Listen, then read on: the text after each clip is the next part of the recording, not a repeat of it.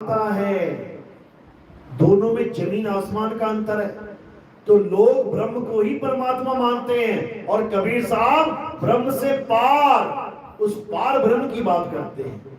तो बीचक में वाणी आती है, अरे ब्रह्म बड़ा की जहां से आया और वेद बड़ा की जिन निर्माया, ई मन बड़ा की जही मन माना और राम बड़ा की राम ही जाना।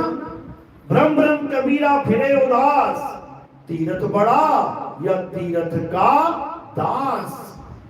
कहते हैं ब्रह्म बड़ा की जहां से आया। लोग कहते हैं भगवान ने दुनिया बनाई और कण कण में विराजमान हो गए। कबीर साहब कहते हैं जब कण कण नहीं थे तब कहां विराजमान था वो आया कहां से ब्रह्म, कोई नहीं जानता। ये ब्रह्म कहां से आया है कोई नहीं जान रहा है। ये पार ब्रह्म के देश से आया है। ब्रह्म बड़ा की जहां से आया और वेद बड़ा कि जिन निर्माया। लोग कहते हैं वेद ऐसा वेद, अरे सोचो जिसने वेद को लिखा वो कितना बड़ा है। 4 छोड़ो 40 लिख देता वो। ताजमहल बड़ा या ताजमहल को बनाने वाला बड़ा? जिसने ताजमहल 1 बनाया वो 20 ताजमहल बना देगा और उससे भी अच्छा बना देगा। उसको जानो जिसने वेदों का निर्माण किया। किसने किया? आत्मा ने। आत्मा ही सबका निर्माण करती है। तो कहते हैं वेद बड़ा की जिन निर्माया, ई मन बड़ा कि जेही मन माना। कह रहे ये वाला मन जो कहते हैं मन तो कंट्रोल नहीं होता जी, अरे मन को कौन रोक पाया है। ये चंचल मन बड़ा या जेही मन माना, जिनका मन मर चुका है वो बड़ा है। राम बड़ा कि राम ही जाना। दीवार पे लिख दिया राम। ये रा और मां बड़ा है या जिसने लिखा है वो मिटा भी सकता है। दोनों में फर्क है। एक अक्षर राम है और एक नहीं अक्षर राम है। एक अक्षरों में आता है, लिखा और मिटाया जाता है। एक लिखा और मिटाया ही नहीं जा सकता, जिसको अलेख और अमिट कहते हैं। वो कौन है? आत्म राम। एक राम दीवार पे लिखा है अक्षर राम और एक राम ने उसको लिखा है आत्म राम। तो कहते राम बड़ा की राम ही जाना, भ्रम भ्रम कबीरा फिरे उदास। तीरथ बड़ा या तीरथ का दास। ये तीरथ बड़े हैं या वो जो वहां पे जाके उसकी महिमा बढ़ा रहे हैं। अभी कोरोना में सारे तीर्थ खाली, सारे मंदिरों पे ताले, कहां चली गई महिमा? और जैसे ही कोरोना खत्म हुआ उसके बाद लाखों की भीड़ फिर वहीं पहुंच गई। अब महिमा गाई जा रही है तीर्थों की। अरे तीर्थ के दास की वजह से महिमा हो रही है। अगर कोई मंदिर बहुत मशहूर है केवल भक्तों की वजह से कि लाखों भक्त जाते हैं वहां पे, और एक बहुत बड़ा मंदिर पैसे लगा के बनाया गया लेकिन कोई जाता ही नहीं वहां पे, उसको कोई जानता ही नहीं है। तो महिमा किसकी वजह से? तीर्थ बड़ा या तीर्थ का दास। एक अकेला बाबा बैठा है, उसको कोई पूछ ही नहीं रहा, और एक बाबा के आगे लाखों लोग बैठे हुए हैं, भले अधूरा गुरु हो। तो महिमा किसकी ज्यादा हो गई? महिमा उसकी ज्यादा होगी जिसके आगे लाखों बैठे हुए हैं। वो ज्यादा बड़ा गुरु जी बन गया। और जो पूर्ण ज्ञानी संत है वो अकेला बैठा है या एक आधा चेला सामने बैठा है, उसको लोग कहेंगे हमें तुरी फिरी जानते, 2 बंदे हैं। एक है बाबा, 2 बंदे देखो। और जिसके पास लाखों की भीड़ है, बहुत बड़ा बाबा, बहुत पहुंचे हुए बाबा है। तो तीर्थ के दासों की वजह से गुरुओं की बढ़ाई हो रही है, तीर्थों की बढ़ाई हो रही है। तो क्या कर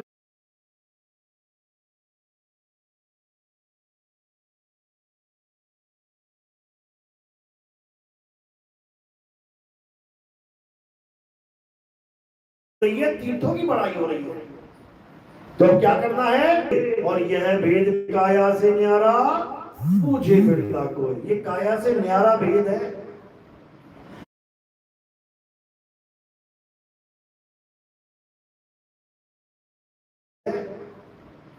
इसमें कहीं भाई कहीं जाने की जरूरत नहीं पड़ेगी कि तुम 1000 किलोमीटर जा रहे हो, बसों में धक्के खाते हो और वहां पे एक्सीडेंट हो जाता है और सारे मारे जाते हो। ऐसा कुछ नहीं है। जहां तुम हो परमात्मा वही है। ज्यों तिल माही तेल है, जहां तिल का बोरा है उसी में तेल है, जहां दूध पड़ा है उसी में घी है। ज्यों तिलमाही तेल है, ज्यों चकमक में आग, तेरा साईं तुझ में है, जाग सके तो जाग। मेरा साईं मुझ में है, इसलिए मुझे क्या जानना पड़ेगा? मुझे खुद को जानना पड़ेगा पहले, मैं क्या हूं। अगर मैंने अपने आप को शरीर मान लिया तो मैं खुद को कभी नहीं जान पाऊंगा, क्योंकि मैं शरीर नहीं हूं। शरीर क्या है? 5 तत्वों की डेरी। और मैं क्या हूं? अविनाशी आत्मा। दोनों में जमीन आसमान का अंतर है। तो कृष्ण जी ने क्या समझाया? हे अर्जुन, तू और मैं आत्मा हैं, लेकिन मेरी प्रबल माया के कारण ये जितने भी जीव हैं ये कभी अपने आप को जान ही नहीं सकते। ये सब अपने आप को भी शरीर मानेंगे और मुझे भी शरीर ही मानेंगे। लेकिन जिसके जीवन में आत्मज्ञानी गुरु आ जाएगा, वो ना तो उसे शरीर रहने देगा और ना ही मुझे शरीर रहने देगा। वो दोनों को लखा देगा, वो दोनों के असली स्वरूप को लखा देगा। उसके बाद हम कभी शरीरों के जाल में नहीं फंसेंगे। तो ये है आत्मज्ञान, इसी को मूल ज्ञान कहते हैं। यही बाइबल में बताया गया होली स्पिरिट के नाम पे, यही कुरान में बताया गया अल्लाह अल हक के नाम पे, यही गुरु ग्रंथ साहब में बताया गया आत्मदेव के नाम पे। गुरु ग्रंथ साहब में बिल्कुल साफ लिखा है, आत्मदेव पूजिए गुरु के सहज सुभाए। यानी सब सिखों को क्या हुक्म है कि अगर पूजा करनी है तो किसकी करनी है? केवल आत्मदेव की। लेकिन आत्मा का ज्ञान ना होने के कारण किसकी पूजा चल रही है?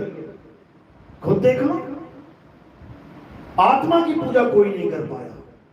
तो कबीर साहब भी यही समझा रहे हैं कि आत्मा को जानो। जल में मीन प्यासी, मोहे देखत आवे हांसी, आत्म ज्ञान बिना नर भटके, कभी काबा कभी काशी। यानी आत्मा का ज्ञान ना हो तो नर भी भटकेगा। नर कहां भटकेगा? काबा काशी में। और उसके बाद शरीर खत्म हो जाएगा, इंसान चूल्हा खत्म। उसके बाद जंगलों में भटकेगा, 184 में जाके। तो साहिब समझा रहे हैं, चेतावनी दे रहे हैं, अरे 184 भुगत के अब पौ पे अटका आए, अब की पासा ना पड़ा तो फिर 84 जाएगा। यानी 84 लाख योनियों में भ्रमण करने के बाद एक बार इंसान जन्म मिलता है। ये मिल गया तुम्हें और 100 में से 70% निकल गया। समझ लो, जिसकी उम्र 40 से 50 साल हो गई है, अब मान लो ज्यादा लंबा खेल नहीं है, 8, 10 साल, 15, 20 साल ज्यादा से ज्यादा। देख लो कितने कितने साल के लोग मर रहे हैं। अब तो 30-30 साल के लड़कों को अटैक आने लगते हैं। 50 और 60 के बीच में कोई गारंटी नहीं है कि 60 पार होगा कि नहीं, और 60 का हो गया तो 70 तक तो निपट ही जाएगा। तो मात्र 20 साल हमारे पास रह गए हैं, और अगर उस 20 सालों में भी हमें आत्मा का ज्ञान नहीं हुआ तो फिर मरने के लिए तैयार हो जाओ और वापस 84 में जाने के लिए तैयार हो जाओ। कबीर साहब यही समझा रहे हैं कि दूसरों की पूजा करने में और अपने आप को जानने में क्या फर्क है। दूसरों की पूजा करके तुम कभी ये नहीं जान पाओगे कि तुम आत्मा हो।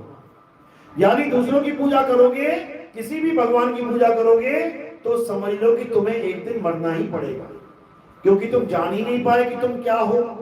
तुम अपने आप को आदमी औरत मानते रहे और भगवान को भी आदमी औरत मानते रहे। शंकर जी पार्वती, राम जी सीता जी, कृष्ण जी राधा जी। क्या माना? आदमी औरत, आदमी औरत, आदमी औरत। तुम भगवान को भी आदमी औरत मानते रहे और खुद को भी आदमी औरत मानते रहे। तो आदमी औरत तो पक्का मरेगा। देखो कौन मरता है, किसको भूखने जाते हो, या आदमी या औरत। तो आदमी औरत तो मरेंगे। यानी तुम नहीं जान पाए तुम कौन हो, तुम अपने आप को आदमी औरत मानते रहे तो पक्का मरोगे। और आत्मज्ञान में क्या होता है, तुम ये जान जाते हो कि तुम एक आत्मा हो, शरीर नहीं हो। अब तुमने जान लिया कि मैं एक आत्मा हूं, तो कब मरोगी? आत्मा कब मर जाती है? 100 साल बाद, 200 साल बाद, 1000 साल बाद, लाख साल बाद, करोड़ साल बाद, अरब साल बाद, खरब साल बाद। अरे गिनती खत्म हो जाएगी। ये आत्मा फिर भी नहीं मरेगी। तो अगर तुमने ये जान लिया कि तुम एक आत्मा हो तो तुम क्या हो जाओगे? अमर हो जाओगे, अमर। क्योंकि उसके बाद तुम्हारी कभी मृत्यु होगी ही नहीं। मृत्यु किसकी होगी? इस नाशवान काया की, जिसको ढो ढो के उठा उठा के घूम रहे हम लोग। जब अंत समय आएगा तो इस नाशवान काया को ऐसे छोड़ दोगे, छोड़ोगे, मरोगे नहीं। ये मैंने छोड़ा है, मर नहीं गया मैं। मरा कौन? जिसको छोड़ा है वो मरा, मैं थोड़ी नहीं मरा। इसी प्रकार जब तुम आत्मा हो जाओगे तब तुम शरीर को छोड़ोगे, मरोगे नहीं। कहते भी है ना, मेरे पिताजी ने शरीर छोड़ दिया। कितने बजे छोड़ा? 5 बजे छोड़ दिया। तो मरा कौन?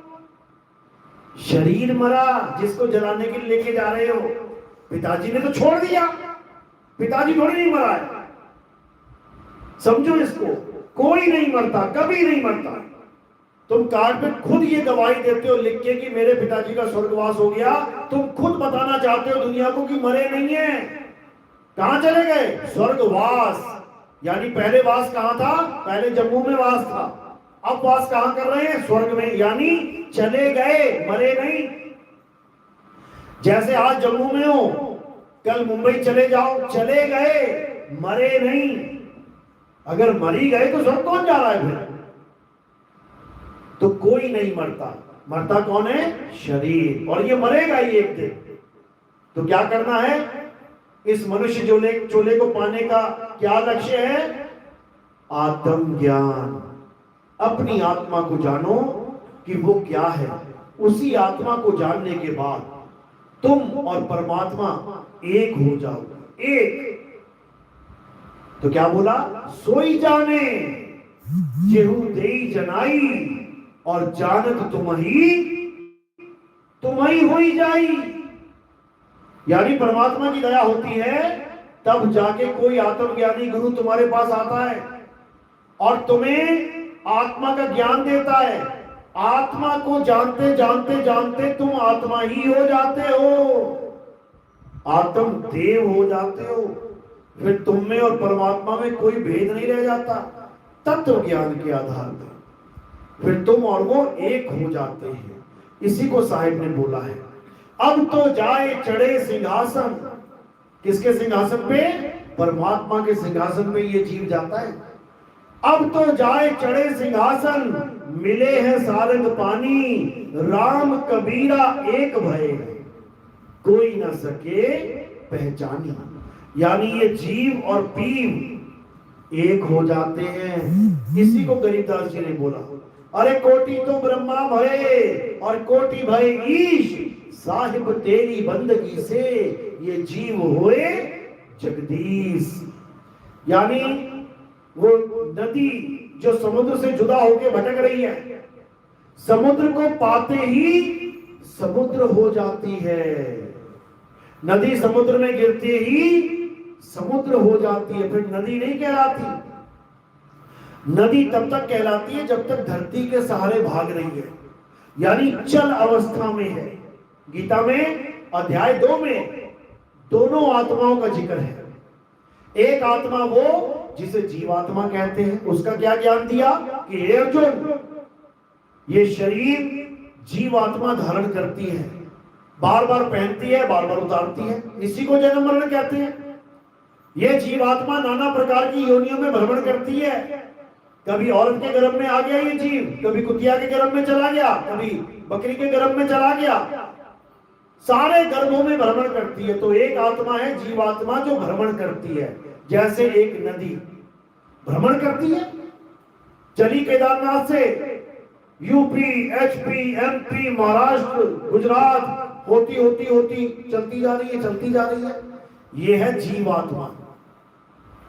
और एक आत्मा का जिक्र है गीता में जो अचल है, जो चलता नहीं है, जो सदा स्थिर रहने वाला है।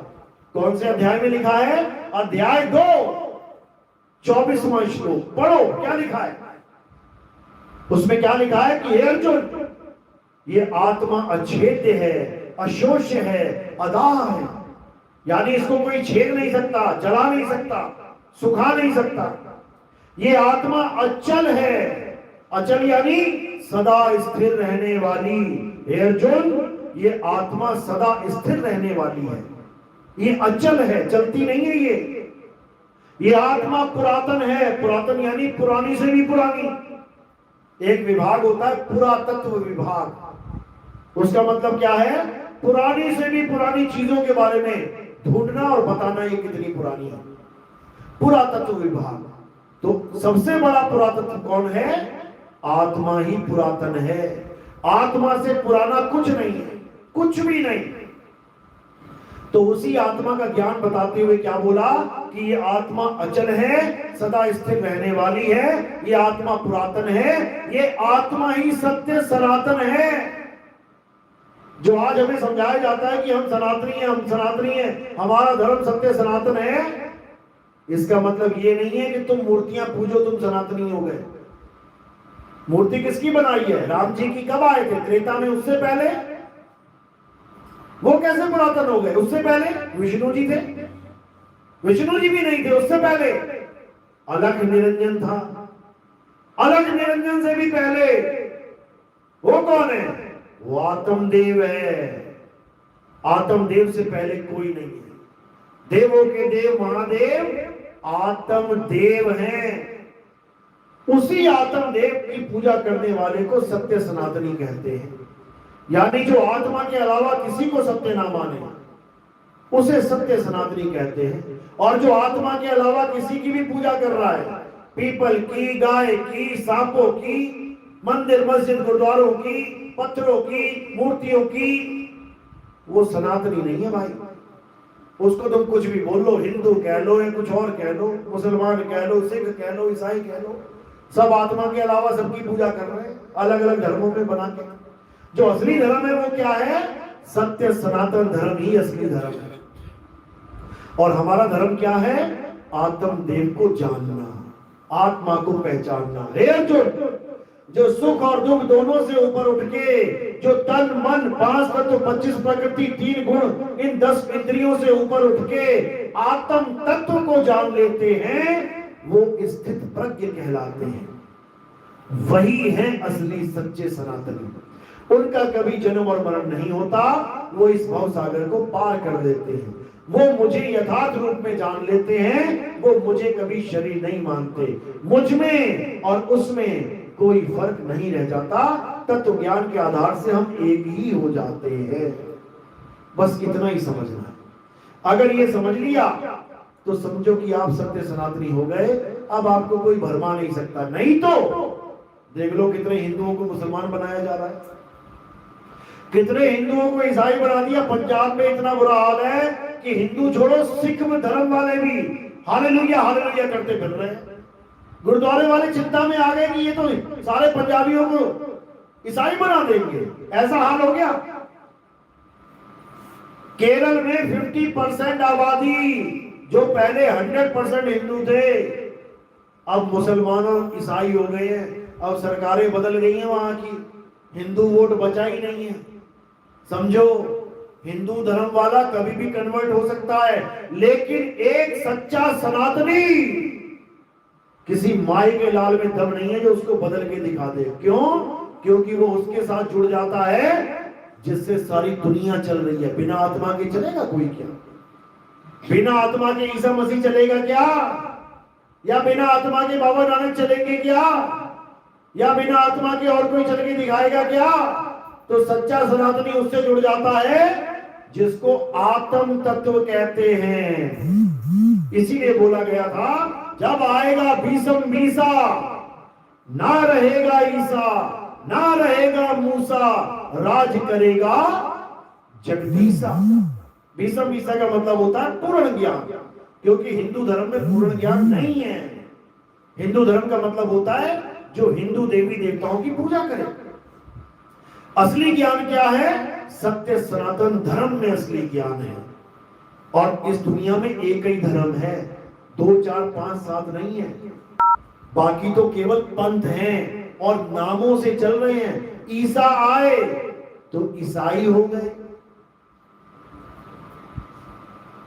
बाबा नानक आए तो सिख हो गए, मोहम्मद साहब आए तो मोमिन हो गए, समझो। बुद्ध आए तो बौद्धिस्ट हो गए, जैन आए तो जैनी हो गए। यानी किसी आदमी के द्वारा चलाया हुआ धर्म है ये, लेकिन जो सत्य सनातन धर्म है वो किसी आदमी का बनाया हुआ नहीं है। वो सदा से था, सदा है, सदा रहेगा। सत्य सनातन धर्म तो कभी किसी से खतरा भी नहीं है कि सत्य सनातन धर्म का नाश हो जाएगा। आत्मा का नाश कर देगा क्या कोई?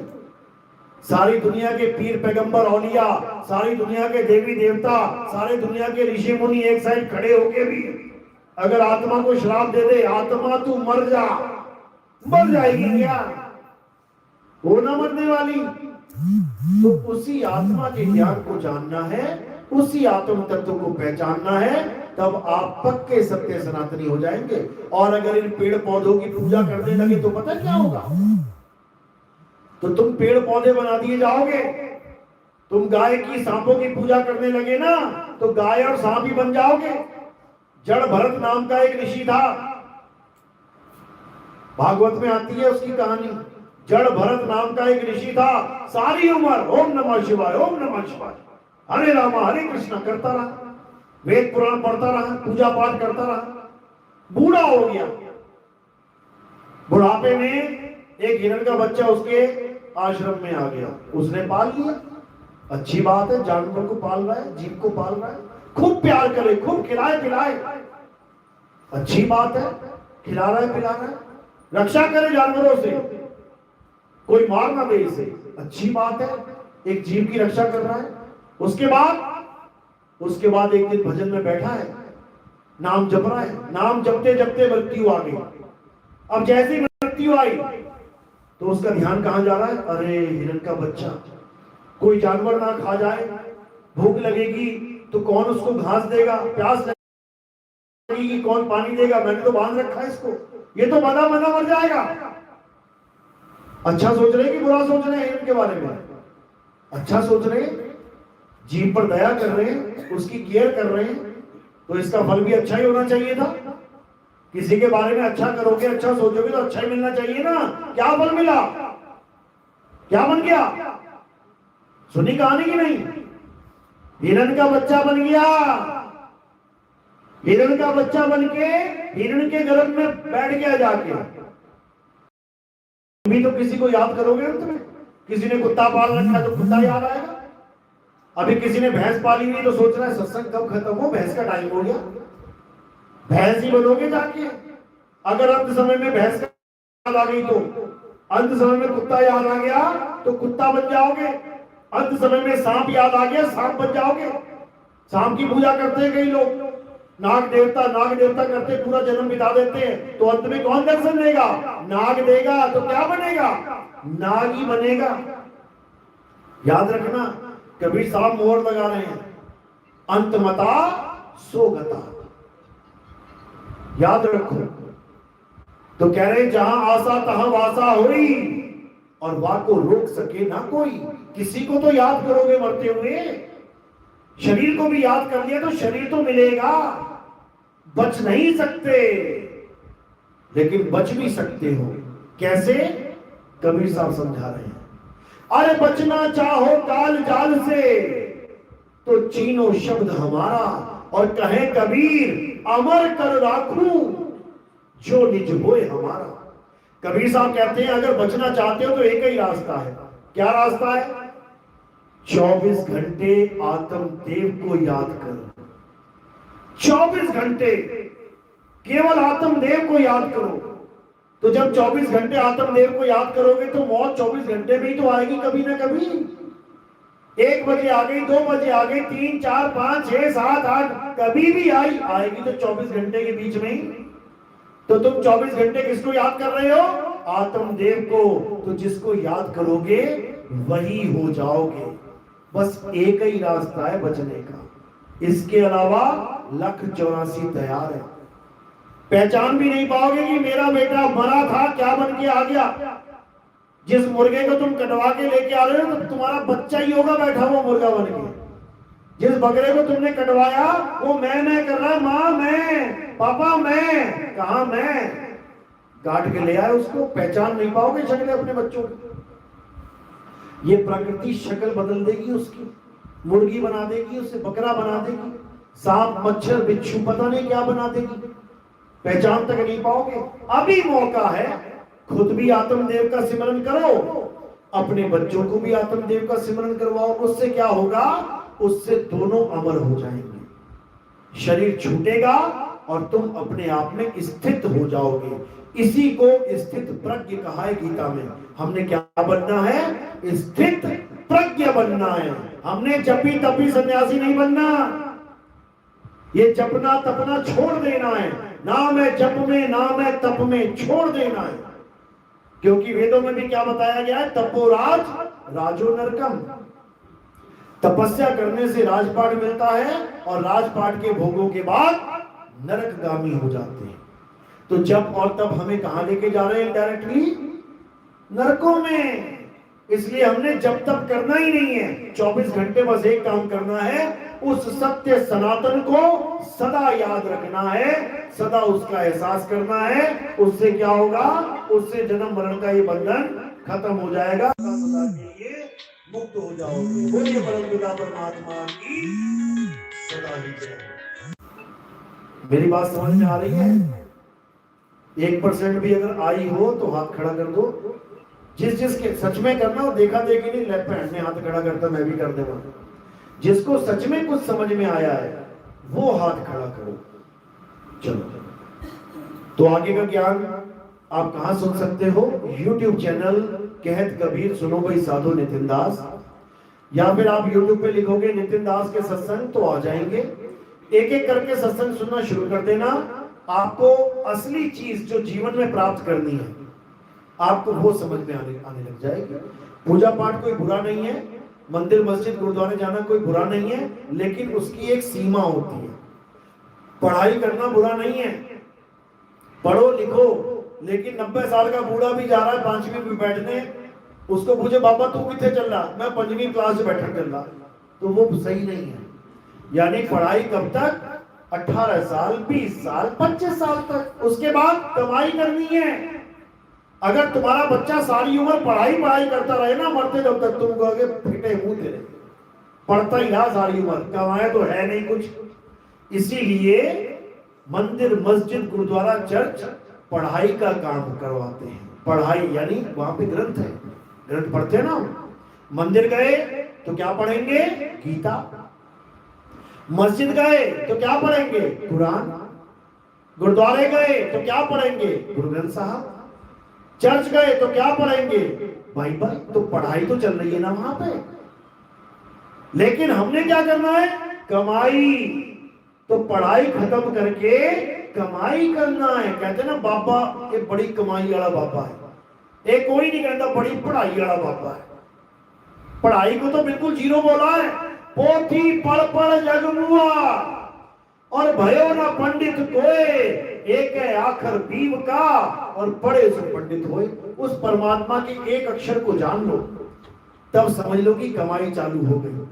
और केवल पढ़ाई करते रह जाओगे तो खाली हाथ जाना पड़ेगा यहां से। भगवान पूछेगा कमाई करके आया कि केवल पढ़ाई करके आया, समझो। चलो आज का सत्संग यही समाप्त करते हैं। बोलिए परमपिता परमात्मा की, सतगुरुबंदी छोड़ कबीर साहिब की, सभी संतों की, सभी भक्तों की, आज के आनंद की, सकल हंस को बंदगी, साहिब बंदगी सतनाम।